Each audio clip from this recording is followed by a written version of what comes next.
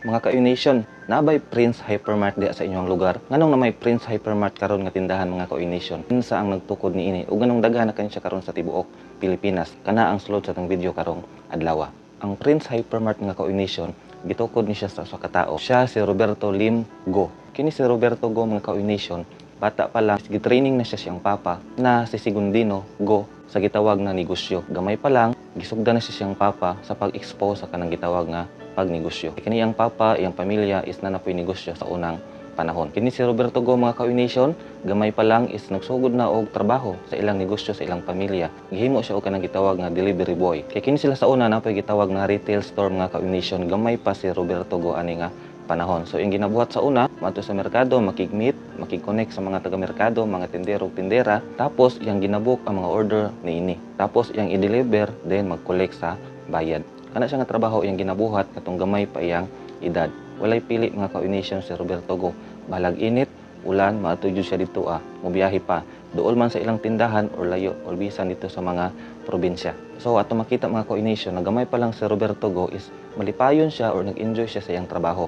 Bisag unsa pa kini ka lisod. Ug katong nidako na siya, nakaswito na po siya sa iyang mga negosyo.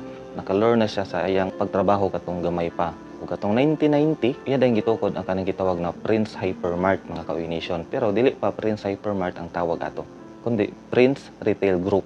So mao na ang tawag sa una, Prince Retail Group na siya mga ka-Unation katong 1990. Ug kini siya naka-base dito sa Cebu City. Ug nakatukod po sila sa pinakaunang branch nila mga ka-Unation dito sa North Reclamation area. So kini siya warehouse ni siya pero ilang i-convert sa usa ka tindahan. Ug ilang mga tinda niini mga ka-Unation is mga glassware, kitchenware, plasticware ug uban pa ng mga gamit sa balay. In short, ang ilang baligya pa sa una is kanang mga household items pa. Katong pagsugod pa jud sa Prince Hypermart nga ang tawag Prince Retail Group. Kusog kayong demand sa ilang mga kitchenware, mga glassware ug mga household items. Mao na sila nag-expand o nagdugang og tinda mga ka-Unation. Nagdugang na pud sila og kanang mga gitawag na grocery items. So sa ilang tindahan sa una, daghan na ang tinda. Dili lang household items kundi nanapoy mga gitawag na grocery items. Og 1993 ilang giabrihan ang ikaduha nga branch nila dito sa AC Cortez, Mandawi City dito gihapon sa Cebu. Og diri dako-dako na pud ilang tindahan mga ka-Unation og daghan na poy tinda. Og ilang target market kanang gitawag na ng mga owner, mga tag-iya sa mga sari-sari store dito sa ilang lugar. Og nagkaanam na pud kadako og expand ang negosyo nila Roberto Go, katong gitawag na Prince Hypermart. Ug karon sa tibok Pilipinas mga ka-Unation, daghan na kay gitawag nga Prince Hypermart.